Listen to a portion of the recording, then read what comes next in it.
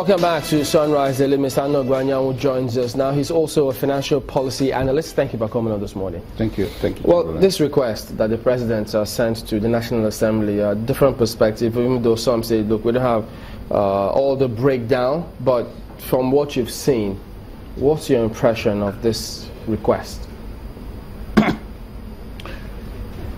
I don't really think we need this loan. And I'm saying this with all sense of responsibility.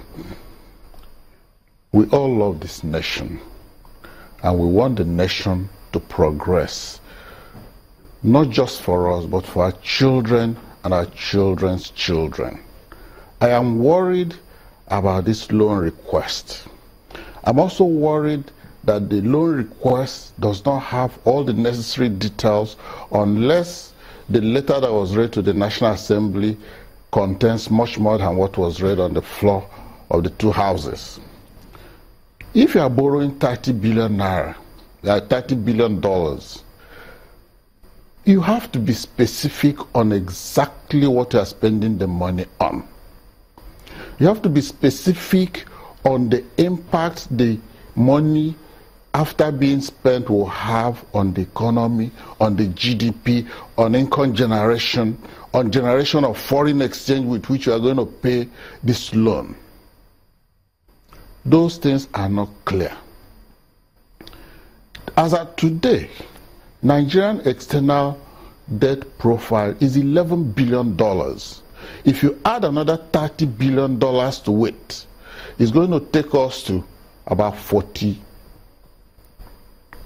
billion that we will be owing. When are we going to start repaying the money? Where is the repayment source going to come from?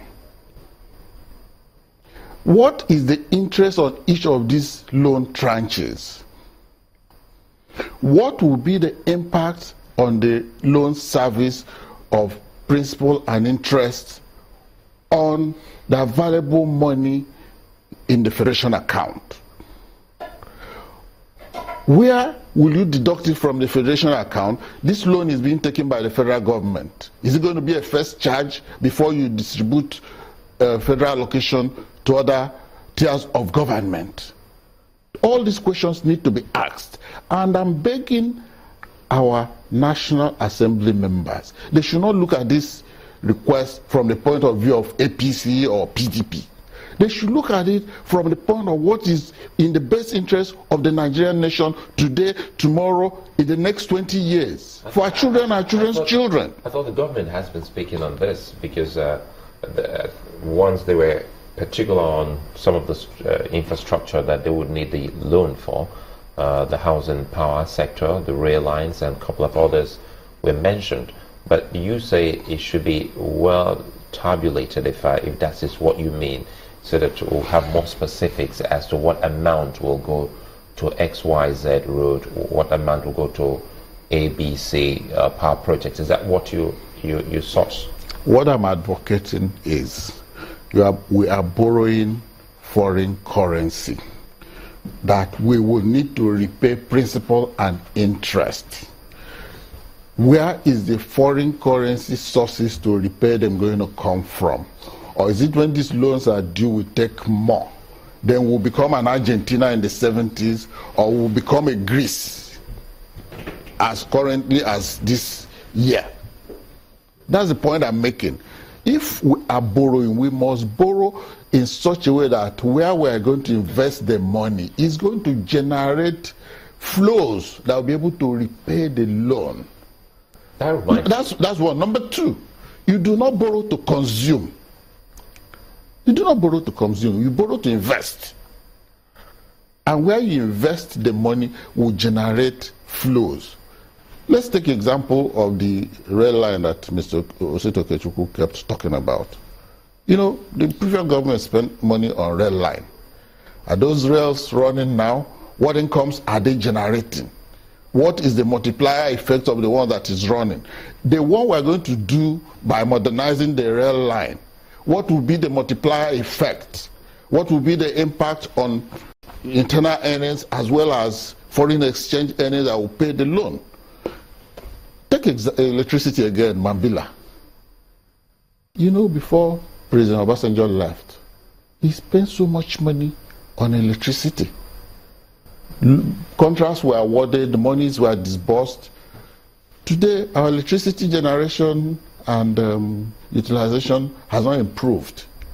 Have we, as Nigerians, garnered the appropriate managerial ability to manage loans? Or we take loans as free gifts of nature that we can fritter away, and then tomorrow the future generation is overburdened with our irresponsibility. We must have all these things clearly specified and clearly defined. Shouldn't we now be talking about management? Because you just highlighted some key sectors, for instance, that of the power sector and even works.